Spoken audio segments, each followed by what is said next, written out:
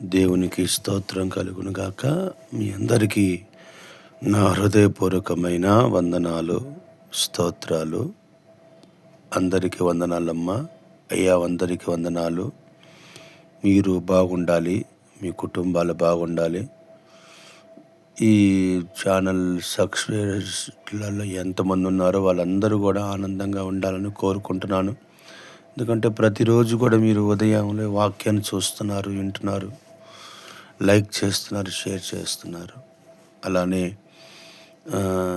ఈ యొక్క వాక్యమును కూడా మీరు వింటున్నందుకు నాకు ఎంతగానో సంతోషం. మీ కొరకు మా సంఘము మేము ప్రార్థిస్తున్నాము. మీ అవసరతలు ఏమైనా ఉన్నా, మీ ఇబ్బందులు ఏమైనా ఉన్నా కామెంట్ రూపంలో పెట్టండి. వాటి కొరకు ప్రత్యేకంగా మేము ప్రార్థన చేస్తాము. ఉపవాసం ఉండి దేవుని వాక్యాన్ని ధ్యానం చేసుకుందాం.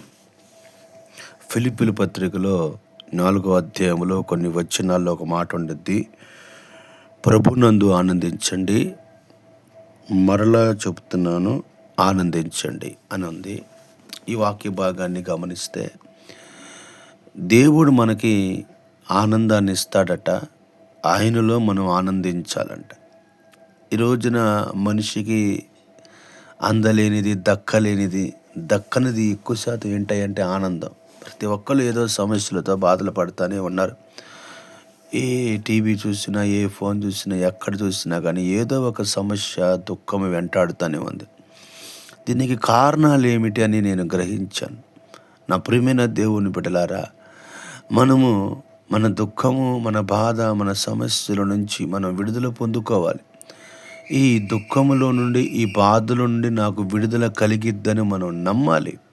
నా ప్రియమైన దేవుని బిడ్డలారా, ఎప్పుడు నీ బాధ వైపే చూస్తే, ఎప్పుడు నీ కష్టం వైపు చూస్తే, ఎప్పుడు నీ అప్పు వైపు చూస్తే, ఎప్పుడు నీ అనారోగ్యం వైపు చూస్తే నువ్వు దేవుళ్ళు ఆనందించలేవు.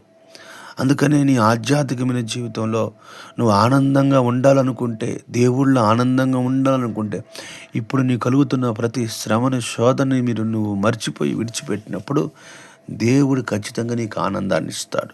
అంత మాత్రమే కాదు, దేవుని ఆనందాన్ని మనం పొందుకోవాలనుకుంటే మనం గ్రహించుకోవలసిన రెండో విషయం ఏమిటి అని మనం గమనిస్తే, ప్రియమైన దేవుని బిడ్డలారా, ఆయన చెబుతున్నాడు, మీరు దేవుడి యందు ఎప్పుడు కూడా సంతోషంగా ఉండాలంటే, మనం ఆరాధిస్తున్న దేవుడు, మనం గణపరుస్తున్న దేవుడు, కృపగలిగిన దేవుడు చెబుతున్నాడు, యేసు క్రీస్తులో ఆనందాన్ని పొందుకోవాలి.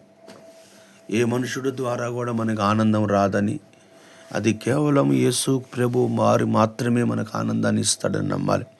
ఒకటి, నీ దుఃఖాన్ని నువ్వు విడిచిపెట్టుకోవాలి. 2, దేవుళ్ళో ఆనందించాలి. ఈ లోకంలో నీకు ఎంతమంది ఎన్ని విధాలుగా చెప్పినా వాటి యందు నువ్వు ఆనందించకుండా దేవుని యందు ఆనందిస్తే నీ కుటుంబానికి ఆనందాన్ని, నీ బిడ్డలకు ఆనందాన్ని, నీకున్న సమస్త విషయం ఆనందాన్ని అనుగ్రహిస్తాడు. అందుకని ప్రియమైన దేవుని బిడ్డలారా, మెట్ల దగ్గర కుంటివాడు పడి ఉన్నప్పుడు అతన్ని యేసునామములో స్వస్థతపరిచినప్పుడు అతను ఆనందముతో గంతులు వేసుకుంటూ దేవాలయంలోకి వెళ్ళి దేవుని కనపరిచాడంట. ఆనందం యాడ్ నుంచి వచ్చిందంటే అది కేవలం యేసు క్రీస్తులోని ఆనందాన్ని పొందుకున్నాడు అతను. నువ్వు కూడా దేవుళ్ళో ఆనందాన్ని పొందుకో. నీ బిడ్డలకి కావలసిన ప్రతి మేలు ఆయన అనుగ్రహిస్తాడు. పరిశుద్ధుడైన తండ్రి, నీకు స్తోత్రములు. నీ బిడ్డలనైనా దుఃఖం వైపు చూడకుండా నీ వైపు చూసే కృపను దయచేసి, అంత మాత్రమే కాదు నాయన, నీలో ఆనందాన్ని పొందుకునే కృపను దయచేసి, ఇంటున్నవారు, చూస్తున్నవారు, ఇప్పుడు ప్రజెంట్ ప్రార్థన లేకపోయిస్తున్న వారి కుటుంబాలను దీవించమని యేసు నామమున అడుగుతున్నాము తండ్రి. ఆమేన్.